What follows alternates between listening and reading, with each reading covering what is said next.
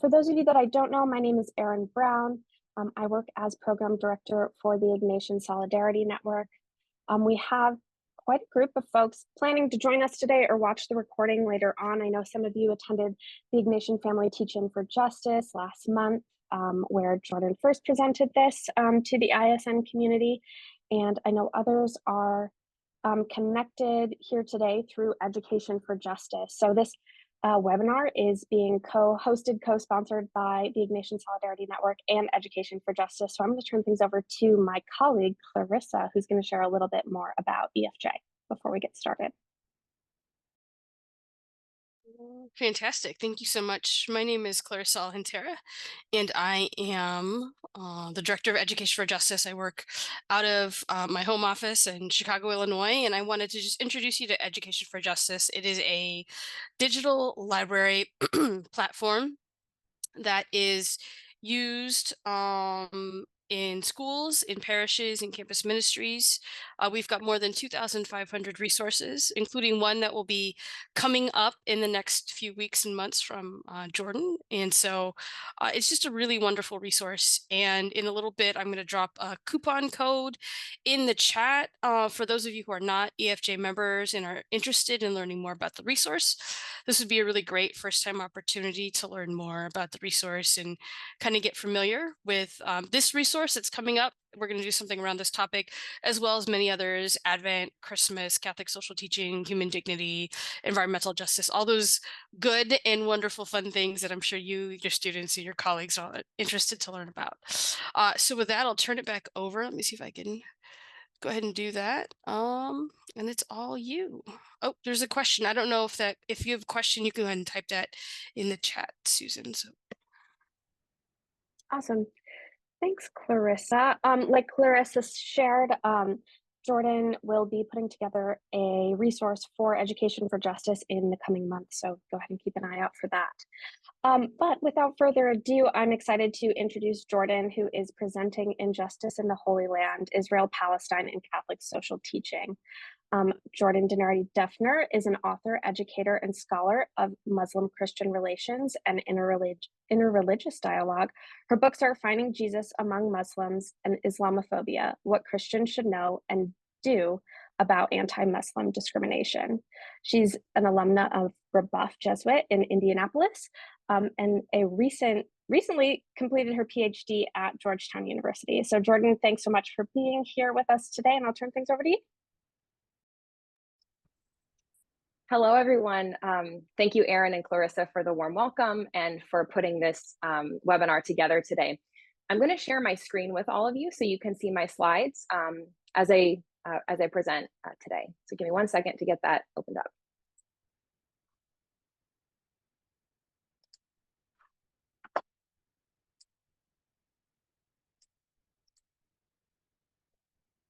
All right. So again, thank you all for being here. To tell you a little bit more about myself, I am Jordan Denari Duffner. I'm a Catholic theologian and scholar of Muslim-Christian relations. But the cause of justice and peace in Israel-Palestine is also something that's very close to my heart. I have visited the Holy Land, Israel-Palestine, a number of times, including most recently in 2020 when I went on an interfaith pilgrimage to Israel-Palestine with Georgetown University. And it was a really moving trip because we had Catholics, Protestants, Jews, and Muslims. And so we were all bringing our different religious traditions, our experiences to bear, and to see our holy sites and to see the realities on the ground together. I also lived for a time in the Middle East, in the country neighboring Israel-Palestine, the country of Jordan. And there I also met a lot of Palestinian refugees and those who have been displaced by the situation there. I also want to tell you a bit about the Catholic Advisory Council, which I'm a member of. This is an affiliate of Churches for Middle East Peace, or CMEP, which is a coalition of over 30 Christian entities in the US, which work to encourage US policies that promote justice and peace in the Middle East. And much of the work of CMEP is focused on Israel-Palestine. And so I'm a member of this Catholic Advisory Council of CMEP. And so myself and several other US Catholics from around the country we advise CMEP on its work and also seek to engage our fellow Catholics around the country on this issue. And so we try to support our fellow Christians in the Holy Land, and to educate and equip our fellow Catholics here in the US for how to advocate for a just peace in the Holy Land. As Aaron said, I gave a version of this presentation at the Ignatian Family Teach-In for Justice in October here in Washington, D.C. And that was shortly after the violence in Israel-Palestine broke out. But it's important to know that this session this session on Israel-Palestine was planned months before, long before the latest surge in violence in Israel and Gaza and the West Bank. And that's because this issue of injustice in the Holy Land is a long-standing one. It's one that's decades old. And the situation was dire, and it was worthy of our attention long before the events of October 7th, when Israel-Palestine came back on our TV screens and on our social media feeds. So before I get into the details of the presentation, I want us to reflect for a bit on what brought us to this webinar today. And whether you're new to this issue and came just because of the recent news, or if you've been concerned or personally affected by the situation in Israel-Palestine for a long time, I'm really grateful that you're here.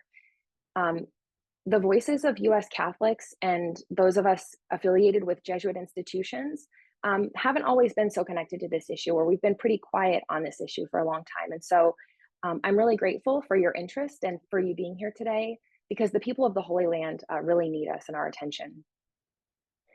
I also want to begin with a very brief prayer to just get us in the right head and heart space. And this is a brief prayer that I wrote, which draws on Christian and Muslim and Jewish names for God. So I ask you to join me if you're so inclined. God of agape, of love, convert our hearts and help us grow in empathy. Ar-Rahman, God of compassion, embrace those who have been killed and harmed. El-Roy, the God who sees us, help us to see clearly and to see your face in each person. Bless our fractured human family and have mercy on us. Amen. So in our webinar today, I'm going to talk about the current situation in the Holy Land because it is so dire. But I also want to make sure that we really dig into the broader and deeper issues so that we can have a full picture of the reality there.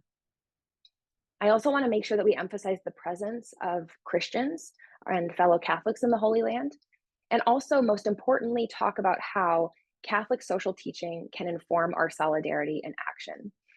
A number of you who registered for this webinar submitted questions ahead of time. And in the course of my presentation, I'm going to try to answer as many of those as I can.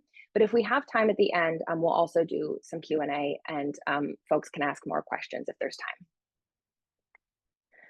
So first, here is a basic map. We have Israel, Israel proper here, and the Palestinian territories, the Gaza Strip and the West Bank. You'll also see the Golan Heights, which Israel occupies, but which was previously a part of Syria. Right here in the center, we have Jerusalem, which is a site that is so holy to many religious traditions. And we can talk a little bit more about Jerusalem later if we'd like. So as we go along the presentation, we're going to discuss why the map looks like this, and also complicate this map a little bit, and talk about why things are a little bit more complicated than they might appear from this map alone. But let's start with some of the recent events and figures. So in the last 60 days, and in the Holy Land, at least 15,000 Palestinians in Gaza have been killed by Israeli bombing. And this number is very likely an underestimate. Roughly half of those who have been killed are children, including more than 50 entire families, multiple generations, so grandparents, parents, and children. And human rights advocates have called the level of destruction and killing in Gaza unprecedented. We've seen entire neighborhoods and city blocks that have been wiped out and are unlivable. The war in Gaza has been the deadliest war for children in the 21st century in terms of the monthly average number of children killed. This graph this shows that, and it's absolutely staggering, especially when we think back on how horrible Syria and Yemen and other places have been. Also, Ukraine, it's not listed on here, but I believe the numbers in Gaza would also outstrip what we've seen in Ukraine. 1.5 of the 2 million people who live in Gaza have been displaced within this small country, or this small territory. And Gaza was already one of the most densely populated places in the world. In North Gaza, the Israeli military gave Palestinians the choice. You can leave or risk being bombed. And so this meant that many people undertook a precarious and very deadly journey, or they couldn't make this journey because they were old or children or disabled individuals. And so now we have many people living in camps and crowded homes, either because they left or because their homes were bombed. And the south of Gaza, which is where people were encouraged to go, is now no longer safe. We're seeing lots of bombing there as well. And the Israeli ground incursion is also likely going to, it's also spreading there. In doing this, Israel says that it's targeting Hamas, which is the ruling entity there, which Israel and the US and others consider a terrorist organization because it has killed Israeli civilians and undertaken, it's a non-state actor that is engaged in violence. But in this campaign to target Hamas, Israel has killed mostly civilians, and reports show that the violence has often been very indiscriminate. Some of these images show what the current humanitarian crisis in Gaza looks like. There's Israel has cut off access to clean water, electricity, fuel, internet, and phone at different times and places in the Gaza Strip. And so we're already seeing people die of starvation, disease. There's fears of diseases rising. People can't get adequate medical care. Hospitals have collapsed. And we need to remember that Gaza has been under a blockade for about 15 years. So while Hamas controls Gaza, or did control Gaza, Israel controls what comes in and out. And so Gaza has been very dependent on humanitarian aid, and most people cannot leave. So Israel's assault on Gaza comes in the wake of Hamas's attack on southern Israel on October 7th. Hamas broke through Israel's military barrier that surrounds the Gaza Strip, and they attacked military locations, but also civilian communities as well. They killed Israeli Jews, Palestinian citizens of Israel, and many foreigners, including entire family units. And around 1,200 people were killed. And this was also mostly civilians, including the children and elderly. Some Israeli military were also killed. We've also seen reports of rape from this Hamas attack, and details of all of these atrocities that have been committed both by Israel and Hamas are still coming to light. Hamas also took about 200 people hostage. They kidnapped them and took them hostage, including some children. Some of them have been released, but many are still being held hostage. And recent reporting has shown that at least some of the hostages were kept in pretty awful conditions. This attack by Hamas was the single worst attack on Jews in decades, and I believe is one of the most horrific attacks on Jews in Israel in its history. And understandably, an attack like this conjures up fears about the Holocaust. And so understandably, there's been a lot of sadness and fear in the wake of this awful attack. Again, in the wake of Hamas's atrocities, Israel declares war on Hamas, and the United States declared its support for Israel's war in Gaza. The US government gives billions of dollars in military aid to Israel. And in part, this funding goes to Israel's missile defense system. So Hamas often shoots rockets into Israel, and these are often intercepted by this missile system that the US government supports, along with other things that the United States, other ways that the US supports Israel militarily.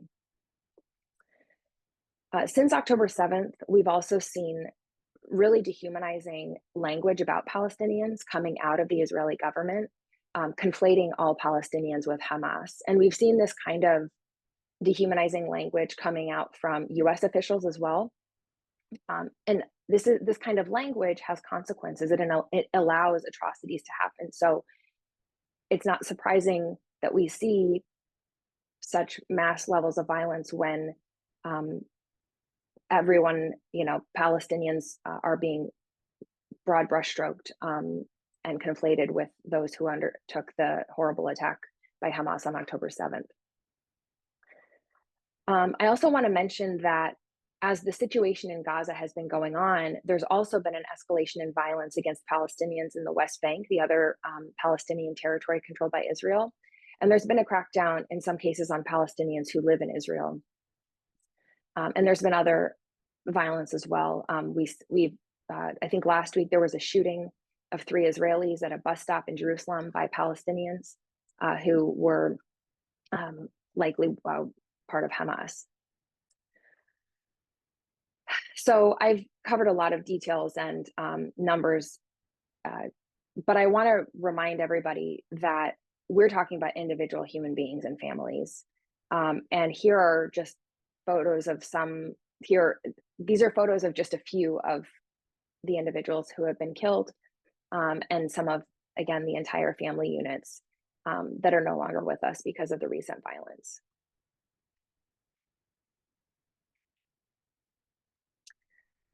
So how did we get here? What is the context for the present day situation and these atrocities?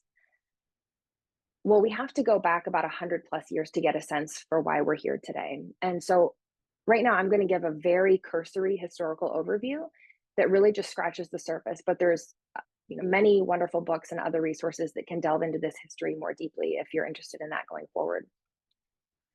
But in the late 1800s and early 1900s, the land that we call the Holy Land was known as Palestine, and it was controlled by the Ottoman Empire. It was inhabited by primarily Palestinian Arabs, most of whom were Muslim, but some of whom were Christian. And there was also a minority of Jews living there too. In Europe, a movement known as Zionism was developing. This idea that the Jewish people needed a state of their own, a homeland to be safe. Because as I hope we all are aware, anti-Semitism or anti-Jewish bigotry and violence had been bad in Europe for centuries. This has been, a scourge on the history of Christian Europe, this anti-Semitism that we allowed to fester. And so Zionism was developing even before the Holocaust because anti-Semitism was already really bad. But in the wake of the World Wars and during the World Wars, this idea of Zionism gained more traction. And so after World War I, the British took control of the land of Palestine from the Ottomans, and they promised Jews a homeland here, but without really consulting the indigenous inhabitants. And so for the next few decades, Jewish immigration to Palestine increased, and there became more and more unrest between the Jewish and Arab populations. And so the British withdrew. So by 1947, Palestine is 2/3 Arab and 1/3 Jewish. And the United Nations devised a plan to divide the land, giving some of it to each group. They were going to give more of it to the Jewish community, but some to the Palestinians as well. But actions were never taken to actually establish this. And so in 1948, the state of Israel was declared and a war ensued. And so you had Zionist armies who were fighting local Arabs and those from other nearby countries. And Israelis mark this as their war of independence. But Palestinians refer to this as the Nakba, or the catastrophe, because their lands and homes were seized, villages were destroyed. About 15,000 Palestinians were killed, and 750,000 were displaced, either to other parts of the country or outside. And I want to point out something that is really striking. These numbers that came, from 1948 are now less than what we've seen in Gaza. About 15,000 Palestinians were killed in the Nakba in 1948. Well, 15,000 Palestinians have been killed in Gaza in the last 60 days. And so this is why many Palestinians and others refer to the current situation as a continuation of the Nakba, of this catastrophe, because 2023 is just as bad or even worse in terms of numbers than 1948 was. I should also say that Israeli Jews were also killed in the fighting for the creation of the state of Israel. We saw about 6,000 people who were killed, 4,000 soldiers, and about 2,000 civilians. So in 1949, after the fighting, 77% of the land of Palestine is part of the new Israeli state. No Arab or Palestinian state was created. The West Bank was controlled by Jordan next door, and Gaza was controlled by Egypt. In 1967, Israel and the surrounding Arab countries fought what was known as the Six-Day War, which resulted in Israel taking control of the West Bank, Gaza, East Jerusalem, Egypt, Sinai Peninsula, and the Golan Heights, that part in north that I mentioned earlier. And so this marks the beginning of the occupation. So Palestinians living under Israeli occupation in the West Bank, East Jerusalem, and for a time in Gaza. And this means that Palestinians live under martial law in these places. Now, I should say there are also Palestinians who are citizens of Israel, often known as Arab Israelis, but who are citizens of Israel. But the many Palestinians who live in these other territories, they don't have citizenship. They lack many basic political and human rights, and they don't have a say in the government that controls much of their existence. The events of 1967 also mark the start of when we see Jewish Israeli settlements starting to be built in the occupied Palestinian territories. Again, this land was intended to be a Palestinian state, but you have many Jewish Israelis who are now living in the West Bank. They have full citizenship as Israeli citizens, but Palestinians who might live on the next hill over or in the next town over do not. In the 1980s and 90s, there were Palestinian uprisings against this state of affairs, this unequal state of affairs. There was the first Intifada, or uprising, which was largely nonviolent. And this led to the Israelis and Palestinians signing the Oslo Accords. And this was supposed to result in Palestinians gaining more control of the West Bank and Gaza and eventually lead to a Palestinian state. This did not happen. But what did occur was the land being divided into what is known as areas A, B, and C. In Area A, the Palestinian Authority government can administer both civil matters and security matters, but this is only in 18% of the territory. Then you have another area, Area B, which is only 22% of this land, where Palestinians can manage civil matters, but not security. So civil matters of government, but not the police, say. And then in Area C, which you can see in this sort of tan color on the map on the right, Area C is the majority of the land, 60%, and that's where Israel maintains full control. And this is a contiguous area that includes all Israeli settlements and most of the fertile agricultural land. And so what this all means, and this is very technical, but areas A and B are just little pockets. They're these little separate enclaves, but Israel has the control over movement between them. So this is why many people liken the West Bank to a piece of Swiss cheese. It's not a territory where Palestinians have complete control over their own lives and a say in how they live. It's mostly controlled by Israel, and then there are these pockets of limited Palestinian authority. In 2000, there was another Palestinian uprising, or Intifada. This one was more violent. This is when we saw the beginning of suicide bombings by Palestinians against Israeli civilians. And the Israeli government committed violence as well. During this period, we saw around 3,000 Palestinians and 1,000 Israelis die. Obviously, these are awful numbers, but when we think about how they compare to the current situation, I mean, where we are today is really, again, unprecedented. A couple other important moments from this 21st century.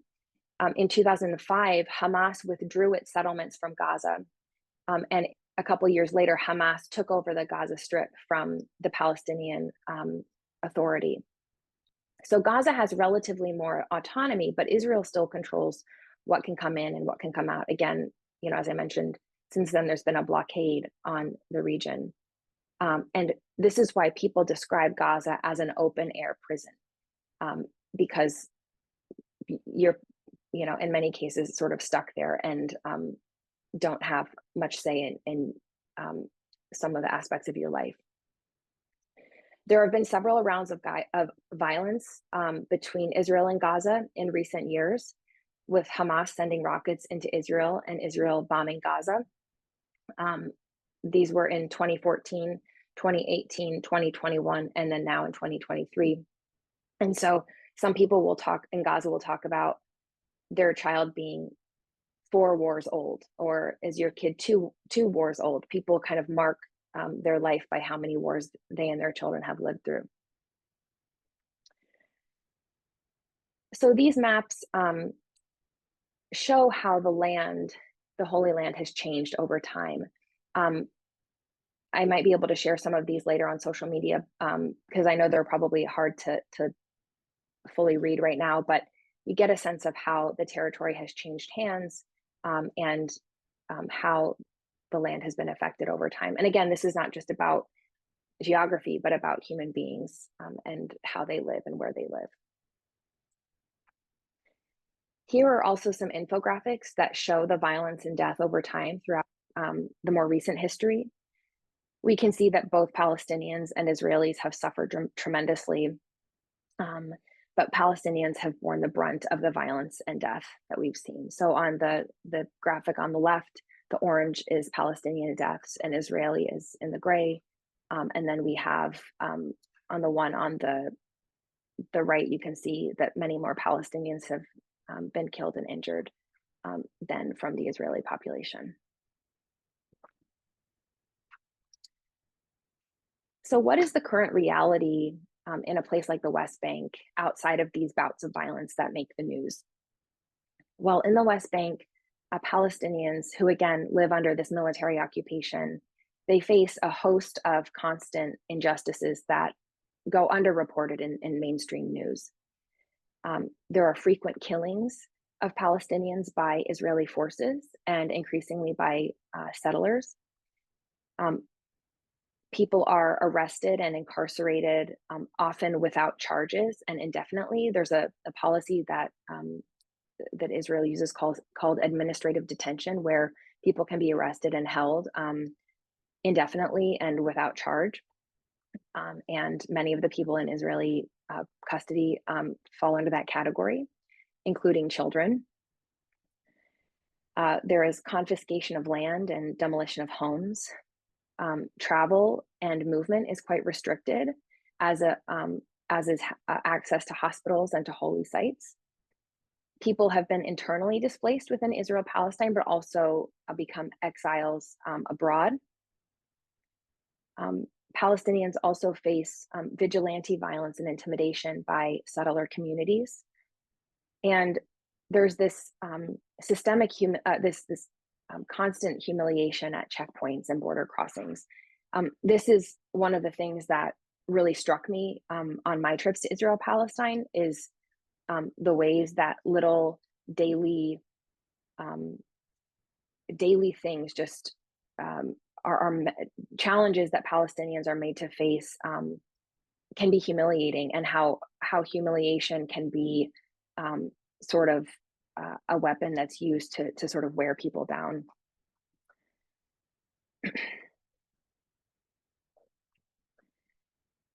The killing of Palestinians outside of active wartime with Israel often doesn't make our international news headlines, but this chart shows the number of Palestinians who have been killed in the West Bank over the last several years. And we can see that in 2023, even before October 7th, we were at an all-time high for how many people had been killed. So, we talk about the violence that broke out in October, but violence has been ongoing for a long time. We just often don't see it here in the US. I also want to remind us that these Palestinians who we've been talking about are not all Muslim. They're Christian too. There are around 50,000 Christians in the West Bank and in Jerusalem. They comprise about 2% of that population. In Gaza, there's about 1,000 Christians, so they make up less than 1% of the population there. In Israel proper, there are 185,000 Christians. They are about, I'm sorry, they are about 6 or 7% of the Arab citizens in Israel. Most Christians are Arab or Palestinian, but there are some other Christians in Israel of other backgrounds or nationalities. Many of you might know members of religious orders from other countries who live in Israel-Palestine, and they would fall under that category. Many Christian Palestinians also live outside of the region as a part of the diaspora. Either they left before the creation of the State of Israel or after as refugees. On my trips to Israel-Palestine, I've visited a number of holy sites and religious sites, including a number of historic churches that have been targeted by vandalism in recent years. And we've also seen that there have been increasing attacks on the Christian community by Israeli Jews. And so this kind of anti-Christian violence and persecution in Israel has been increasing, and leaders there have been trying to warn the international community about this and let us know, but it hasn't received a whole lot of attention. As many might know, Christians have also been killed in the recent fighting in Gaza, including in one of the oldest churches in the world in which they were sheltering, the St. Porphyrius Church there. I also want to talk a little bit about Bethlehem because we're in the Advent season and approaching Christmas. Bethlehem is a town in the West Bank. So it's one of the cities that's occupied by Israel. And of course, it's the town where Jesus was born. And there is a towering cement wall that snakes through the city. And this image that you see on the screen is an artistic representation of that wall. It was built by Israel in recent years as a separation wall, so to speak, with the goal of keeping Israel safe from Palestinian aggression. But the wall does not run along the intended border for a two-state solution. Rather, it cuts into the West Bank in many places and slices through Palestinian land and communities. So it cuts off family members from each other and makes life quite a struggle. And this wall snakes through Bethlehem. And the photo that I shared on the title slide, that's from Bethlehem, where you see the wall just cutting through the city. And so this piece of art on the screen, it shows Mary and Joseph trying to reach Bethlehem, but being blocked by the wall, just like many Palestinians are today. Some people, I think, perceive the situation in Israel-Palestine as a conflict between two groups with equal power who have control over portions of their own land. And that perception is understandable because we often, when we read the news and see the headlines, don't have a lot of the details about what things are like on the ground. But this perception isn't really accurate. We actually have a great power imbalance here, with one group having dominance over another group. And so the current situation is a de facto one state where Israel controls both Israel proper, but also the Palestinian territories.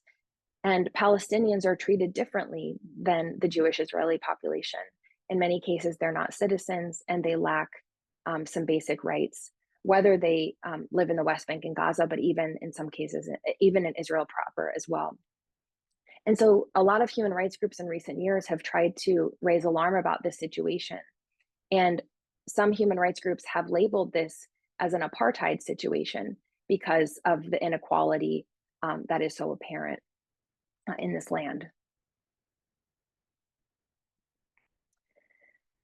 All of this has, unfortunately, a global impact. The violence that we've seen recently has tragically spilled over into other parts of the world. And so in recent weeks, we've seen Islamophobia and anti-Semitism spike around the world.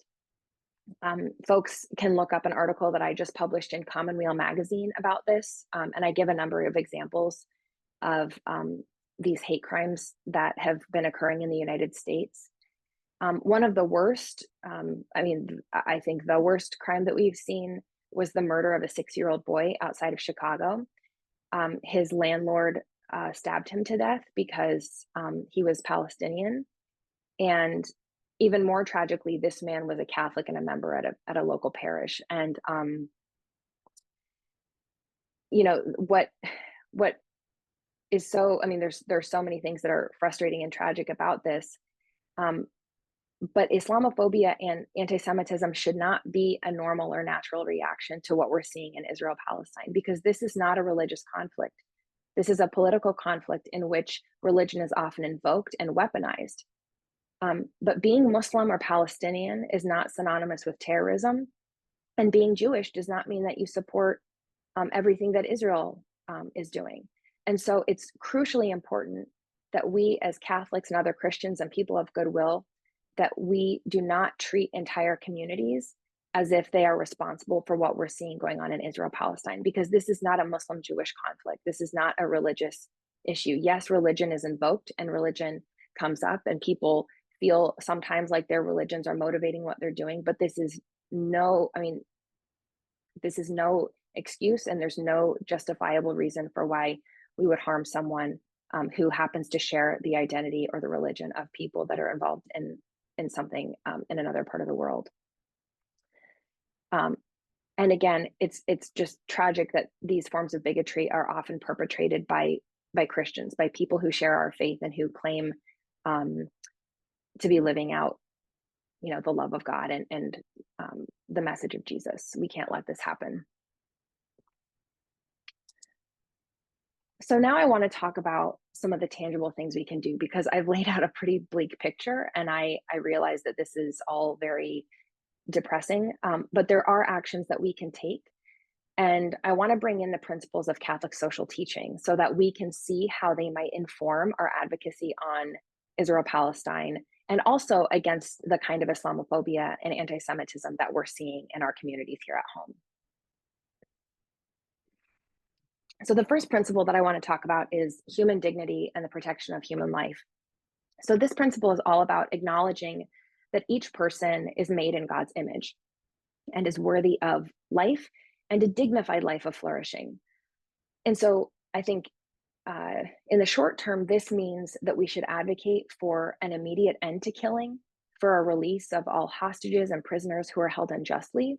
And so this is why I and other Catholics have publicly called for an immediate and unconditional and lasting ceasefire in Gaza to stop the killing. And we've also called for robust action to be taken to alleviate the human catastrophe there, because in the short term, this is the most urgent need, is to protect human life and to save lives. But this principle also means that we need to be attentive to the ways that people in the Holy Land are suffering, even when it doesn't make the headlines or when it's not wartime. Because it's not just about life and death, it's also about living well. And again, when I was in the West Bank, I was just struck by the ways that Palestinians were made to live under this constant humiliation, and how just people's basic dignity was not being respected. And so this principle of Catholic social teaching can inform change in a number of ways. It's foundational. Another principle of Catholic social teaching is the preferential option for the poor, vulnerable, and marginalized. And so this means recognizing who is suffering the most, who is most vulnerable, and make sure that and that we make sure that helping them is a primary concern. As we've talked about, Israelis and Palestinians both suffer tremendously from the unequal regime that exists in the Holy Land. But we've seen that in many cases, Palestinians are bearing the brunt of that. And so realizing that and seeing that doesn't mean that we care about one group more than the other, but rather we need to make sure that we're seeing the suffering of all and attending to that suffering, especially when people are being marginalized. This isn't about taking sides. This isn't about being pro-Israel or pro-Palestine or something like that.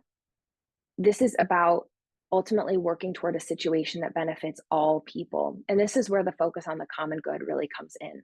This is the principle that helps us see that in Israel and Palestine, we can't focus simply on protecting Israeli life and rights at the expense of Palestinians, or we can't focus exclusively on gaining Palestinians' rights at the expense of Israelis. Rather, we should advocate for a situation politically that provides equality, freedom, and dignity for all people. And so this is why many advocates in recent years think that one state where Palestinians and Israelis have equal rights and dignity is the necessary and only just option, because we need to make sure that everyone is taken care of, and to make sure that no one is left out when we're focusing on advancing rights and human dignity.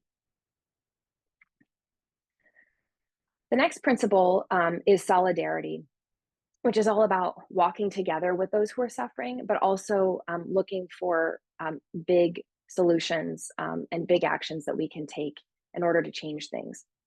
And so I think there's a number of ways that we can do this. The first is by reaching out to elected officials. For example, calling for a ceasefire now. Again, we had a brief pause in violence, but we need an end to the violence. Many of us are also calling for the US to stop providing weapons, particularly if there's not going to be any conditions put on the military aid that the United States is giving to Israel. I know people feel like there is nothing that we can do when we see what's going on in Israel-Palestine, but reaching out to our elected officials can actually have a very big impact. So let your representatives, your senators, and the president know how you feel, because pressure from the people can have an impact if it's done, and if enough people do it. Public actions are also really important. Aside from phone calls or reaching out to elected officials directly, these public actions help push for change, and they also show people in the Holy Land that we support them and that we support a just solution for the situation. So you can join a prayer vigil or a demonstration, and these are photos from an action that myself and others who are a part of the Catholic Advisory Council took outside the White House a few weeks ago, calling for a ceasefire. And this group is continuing to do public actions, and some Catholics are even risking arrest in order to try to draw attention to the situation and get President Biden to respond.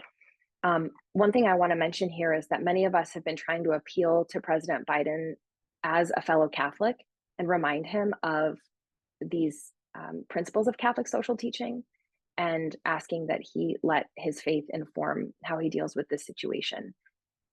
Because by kind of giving a blank check to Israel or blindly supporting Israel has led to a lot of death and violence. Another thing that many people do is engage in boycotts. Palestinian activists have called on the international community to boycott certain products that are complicit in the Israeli occupation in the Palestinian territories. So if that's a form of activism that you're interested in, you can look that up online and see what sorts of products they're recommending that we boycott and things like that. Another thing that Palestinian Christians have asked for this year is that Christians around the world tone down our Christmas celebrations. Other than having masses and church services, Christmas is effectively canceled in Israel-Palestine because the leadership has said, our people are suffering, we are suffering. There's nothing to celebrate right now. Obviously, we are welcoming Jesus into our lives once again, but the over-the-top commercialization of Christmas and things like that are really inappropriate in light of what has been going on. So I think one thing that we Christians here in the US can do is think about how we might tone down our Christmas celebrations, or direct them in such a way where we're supporting people in the Holy Land in the process. There's many Palestinian organizations and companies who we could support, for example. Another principle of Catholic social teaching is subsidiarity, and that has to do with listening to those closest to the realities on the ground, and also addressing problems at the lowest level possible, at the level closest to the people. And this can inform us, inform our activism in a few ways too. We can donate to aid organizations who are helping to alleviate suffering in the immediate term. So two options here would be Catholic Relief Services or the Red Cross or Red Crescent. Again, this is to help people, as soon as possible. Another thing that we can do is go on pilgrimage to Israel-Palestine. Many church organizations make this possible. There's other pilgrimage companies. But I think what's really important is when we go on pilgrimage to the Holy Land, that it's not just about the history of our faith there, that it's not just about visiting holy sites and shrines, but that we also are attentive to the political situation today. If we're just going to the Holy Land to feel good and to connect to the places and the stories that have to do with Jesus's life, we're not. It's what do I want to say? It's ignoring the reality that people are living with there, and our faith, I think, compels us to be attentive to the suffering that people are facing. And so I think it's important that when we're picking a pilgrimage, that we don't just do it to feel good and to visit these holy sites, but that we can also actually see what's going on there. Another thing that we can do is talk about the situation in schools and parishes and communities. A number of Palestinian Christian organizations have this campaign around Christmas time, which they call Preach Palestine. And basically, as our minds and hearts are focused on, the stories of Jesus's birth and places like Bethlehem and Jerusalem and Nazareth, that we use that as an opportunity to talk about the present day situation in our communities. So obviously, it's up to you to discern what that could look like in your school or your parish or your community. But I think the time is ripe to have these conversations, and that could look like a lot of different things. It could involve talking about it in Mass, but it could also involve other kinds of programming or informal conversations as well. I think it's also really important that we don't let bigotry or mischaracterizations of others slide by. So again, we cannot let Islamophobia or anti-Semitism fester in our communities. And, we just came out of the Thanksgiving holiday and we're going into the Christmas season where we're going to be spending a lot of time with friends and family. And oftentimes religion and politics, do come up in these holiday gatherings as they should. I don't think we should avoid them, but we need to make sure that we're not allowing anti-Muslim or anti-Jewish stereotypes or statements to slide by as we talk about these issues. It's also important that we pray. I probably should have put this one first, but this is another important thing that we can do. Our prayers are important. Another thing that we can do is to educate ourselves. So these last few recommendations that I'm going to give are not tied to our particular principle of Catholic social teaching, but I think they fit within that broad framework and are important also. So I think it's important that we educate ourselves, and that when we're reading news on Israel-Palestine, that we seek out alternative voices and that we ask ourselves, whose perspective am I not hearing? I think we also have to remind each other of our moral values, namely that two wrongs don't make a right. So again, I'm thinking back to family gatherings or conversations we might be having in our schools or in our communities, Sometimes it's easy for people to see something horrible that happens and say, oh, well, one side is then justified to do something horrible back. This is not this is not a Christian approach. And this is not this sort of violence for violence approach is also not foundational to Jewish and Muslim understandings as well. So I think we need to remind our communities of our moral values and make sure that people are keeping those in mind when we're talking about this issue in Israel-Palestine. I also think that it's important to have kind of a critical eye when we're examining our political discourse and the way that our news and our politicians are talking about the situation in Israel-Palestine. Again, we talked earlier about how sometimes people perceive the situation in Israel-Palestine as this kind of conflict between two equal parties. And I think words like conflict and war sometimes leave us with a warped sense of what the actual situation on the ground is. So I think it's important that we, again, are critical when we are consuming media, and regardless of what that media outlet is, that we think, how is this being portrayed, and is this a fair representation of what's going on? I think it's also important that we clarify for others who Palestinians are and help them remember that they are Christian. Again, in our own Christian communities, it's important that we're aware that members of our own community are suffering and are involved in the situation in the Holy Land.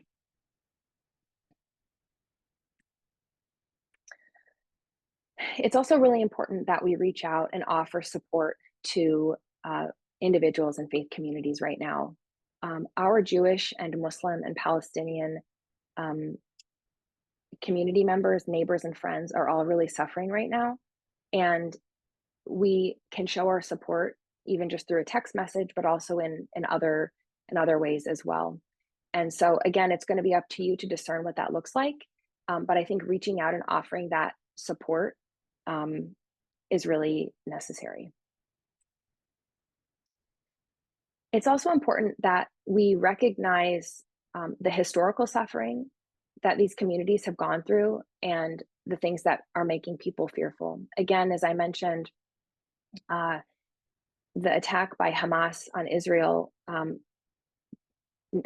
rightly brings up fears of the Holocaust, and the current displacement and killing in Gaza rightly makes Palestinians think about the Nakba. And so again, people are not just living with present trauma, but also historical trauma. And so we need to be attentive to that in this moment.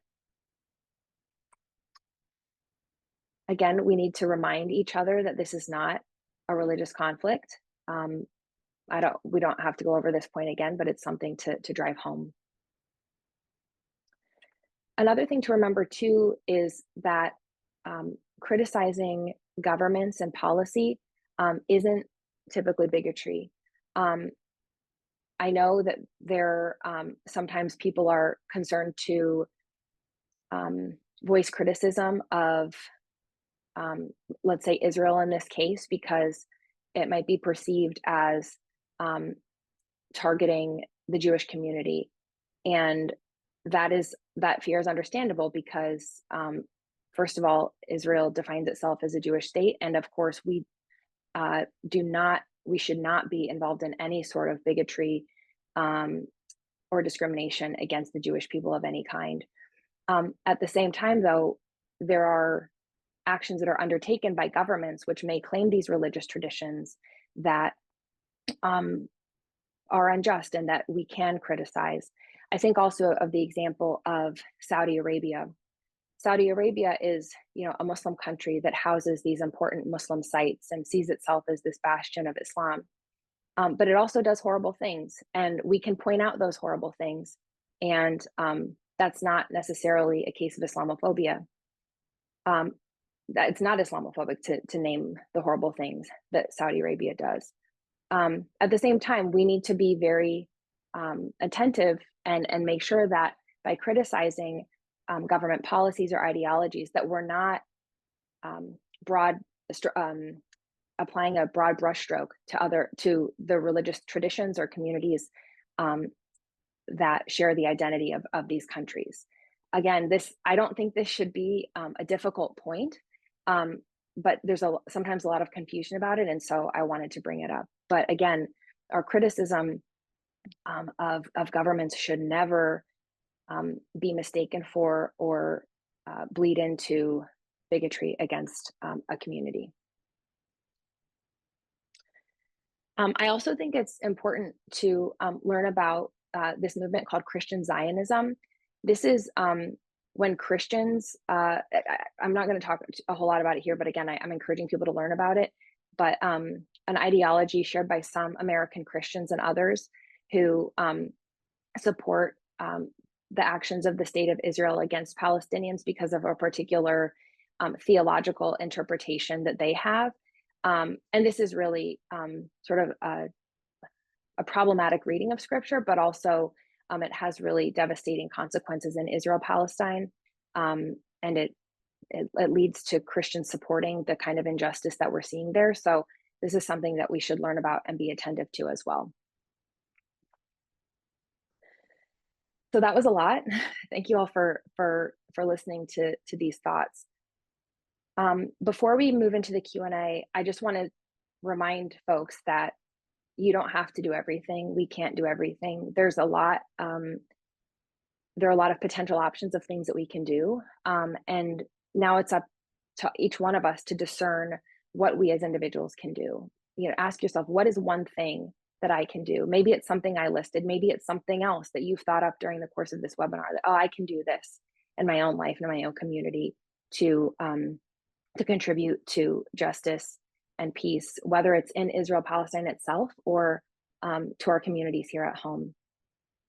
I also give more advice, and I delve deeper into combating bigotry in general and Islamophobia in particular in my book on Islamophobia. So if you want to dive more deeply into some of these things, you can look at that book, which you can find wherever you buy your books. But now I'd love to have conversation with you all for the last few minutes that we have. If you have questions for me, if you have reactions to what I've shared, we can make this more of a discussion for the rest of the time together. So thank you for listening, and I'm excited to chat with you. I'm going to stop sharing my screen. I see that Mary has a hand raised, and Mary, you can go first. Yeah, Jordan, I loved your presentation, and I especially appreciate your saying that this is not a religious problem, because it's been mistranslated at that, and it throws people into chaos. But I'm also a theologian, and reading the Bible, if you would comment, and maybe other people too, Genesis 16, God is speaking to Hagar and Ishmael because they're being kicked out. And he says, I will also make you a great nation. So that is God speaking. As Christians, we don't say that that's nonsense. We take the Bible for what it says. So for me, it's almost saying, reading that, it's certainly, if you don't read it, you don't think God is speaking to Hagar and to Ishmael, but it seems that this is not genocide, this is fratricide. And I think it takes it to a deeper level. We are the same family. We're Abrahamic faith. Abraham is our father. He has these children. God has spoken to both groups. It's written in scripture. And I don't hear anyone talking about that. So I don't know if you have heard anything, would like to comment. Sure. Genesis 16. Yeah, thank you for that. So for those who are less familiar, this is a passage where, so the story is that Abraham is married to Sarah. They're unable to have a child together. So Abraham marries this woman, Hagar, and they have a son together, Ishmael. Well, later on, Abraham and Sarah have their son, Isaac, and there's sort of a conflict in the family where Hagar and Ishmael end up being expelled, and you know, over time, Jews and to an extent Christians have identified with Sarah and Isaac, and Muslims have identified with Hagar and Ishmael and seen themselves as descendants of these two branches of the family. these have been interpreted in many different ways, and we don't have to get into all of that. But yeah, I agree with you, Mary, that it's so sad when we see our religious communities in conflict like this. And again, it's not that it's Jews versus Muslims versus Christians. Many of us don't fall into those categories in that way. But yeah, when I was in Hebron in 2020, which is in the West Bank, we visited the tomb of the patriarch and matriarchs is what they call it, and it's where Abraham and Sarah and some of their children are buried. And I had never, that was one of the places, one of the holy sites that I hadn't visited in previous pilgrimages. And when we turned the corner to Abraham's tomb, I just found myself in tears, because it's like we've let him down. But I think we have an opportunity. We always have an opportunity to do better, and I hope we will. Yeah. Thank you so much. I'm seeing a couple messages coming through in the chat, so let me look at those really quickly.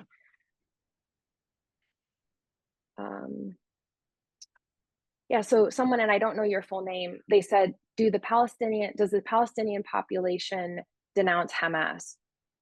I would say the short answer is largely yes. I think, first of all, it's important to recognize that over half of the population of Gaza is children, or people who wouldn't have even been alive or able to vote for Hamas when it came into power in Gaza 15 some years ago. And I think there was also a survey that was recently done about Palestinian support of Hamas. So again, there is a lot of discontent with Hamas among Palestinians. This isn't something that I've done extensive reading on, but it's probably pretty easy to find more answers online. Let's see.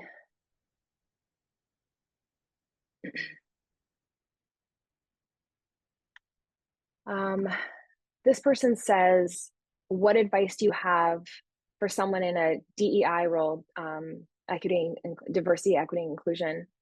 Do you have advice for someone where Jewish students and Palestinian students are struggling to navigate their own emotions and opinions, all while trying to maintain and affirm their own ethnic identities? I don't have much advice beyond what I'm sure you're probably already doing, which is, first of all, allowing people to first of all just share with you how they are feeling. I know that students are really struggling right now, and I think students on both sides, for lack of a better term, are feeling victimized, feeling misunderstood, feeling threatened. I mean, I know Palestinian students in particular are feeling, in some cases, also censored on college campuses. We've seen a number of Palestinian groups that have been shut down on college campuses and things like that. So again, I don't have a whole lot to say in response to that question, but just to applaud you for the work that I know you're doing, which is to support students who are dealing with a difficult time right now. Let's see.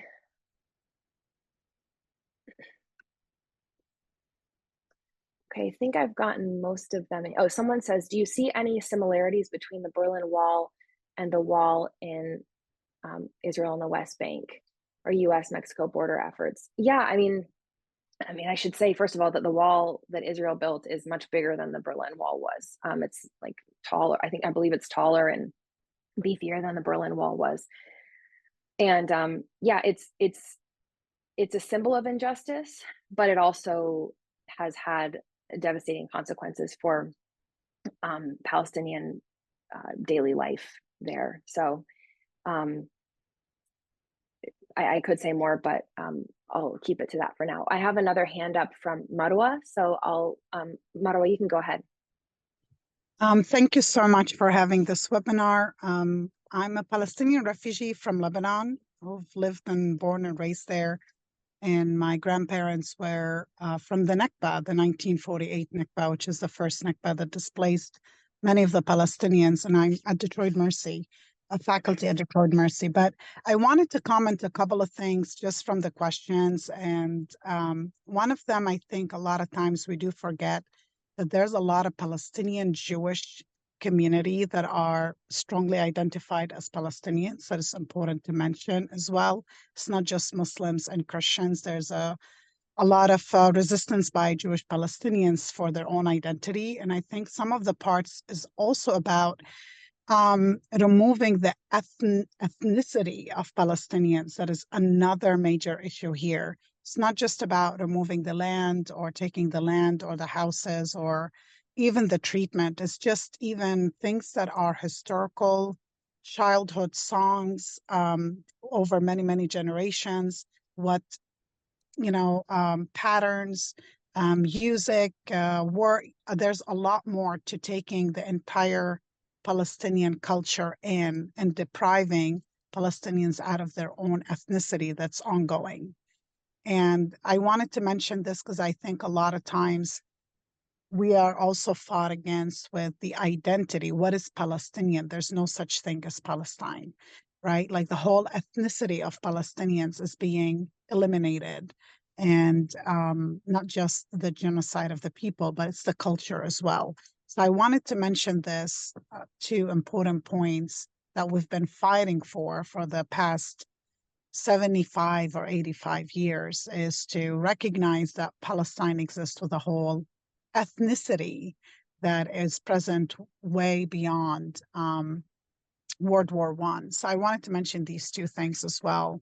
And it's a part, like right now, even certain songs that we sing to our children over many, many generations are being converted into, oh, this is not even your identity. These songs existed before Palestinians existed. So I wanted to mention that part. Thank you for sharing that. I appreciate all those points. And yeah, I think in your initial point, you brought up something that I want to make sure to drive home more, is that you have many people from lots of different faith traditions and nationalities who want to see a just outcome for Palestinians and Israelis in the Holy Land, including Jews and Israelis. So you have, again, this is not a religious conflict where Jews are on one side and Muslims are on the other. Even Palestinian Christians and Muslims are on the other. No, we have many. There are many Jewish and Israeli individuals who are campaigning for Palestinian rights as well. So anytime someone wants to divide people up by their religious camps, we have to be wary of that, because the reality is that people from all of our communities and ethnicities and nationalities, I think, want to see justice, and that's sort of the side that we all need to be on, if we're going to talk about sides. Again, we have a hand raised from Gail, but really quickly, I want to. Somebody also asked about, in the chat, asked about BDS, which is the Boycott, Divestment, Sanctions Movement. I mentioned this a little bit earlier, that Palestinian nonviolent organizers have inaugurated this campaign called BDS, taking on some of the strategy and tactics that folks in South Africa used to try to upend the system of apartheid there in the 1990s. And that's an important, I think, dimension of this. And that's one way of advocating for justice in the Holy Land. And that can look like a lot of different things. It can involve boycotting individual products. It can say, I'm not going to go to Israel. I'm not going to take part in academic conferences there, or things like that. That's one approach that some people take. I have gone to Israel-Palestine, so I have not participated in that element of the movement, but there are other things that we can do in our individual lives that I think would fit under that BDS umbrella. Gail, if you'd like to ask your question, if you're there, Yes, go ahead. Thank you. Since you said you were going to apply Catholic social teaching, I wondered if you had anything to say about the just war theory. Now, there are some Catholics and Christians who think a philosophy of nonviolence is even better than the just war theory, but nevertheless, it's been a long-standing tradition in Catholicism.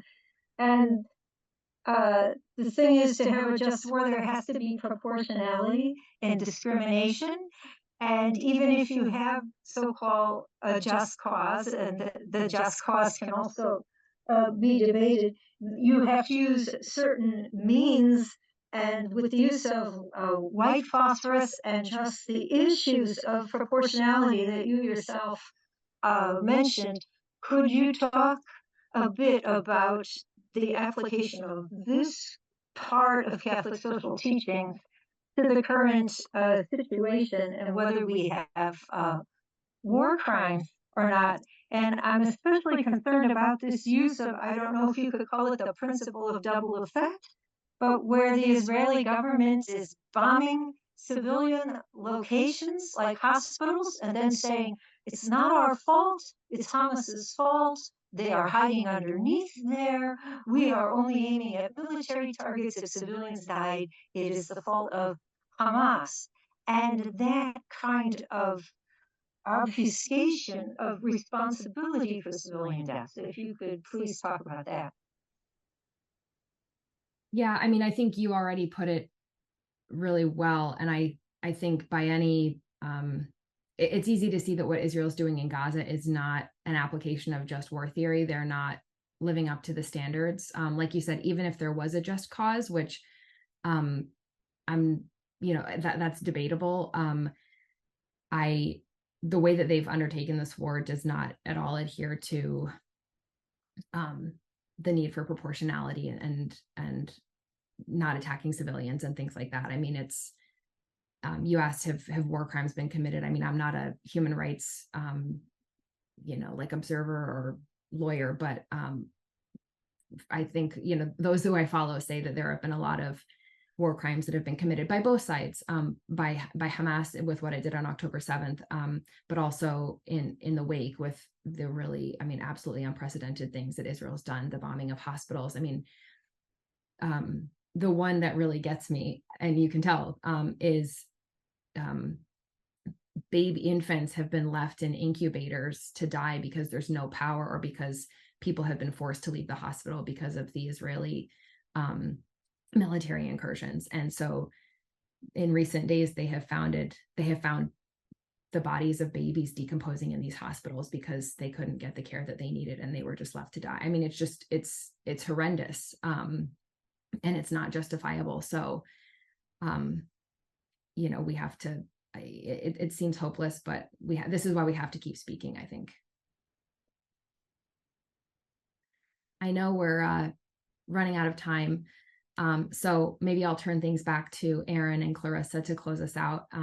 But thank you all for being here. And you can easily find me on social media online if you want to reach out. And I also might be able to provide my direct contact information to folks too.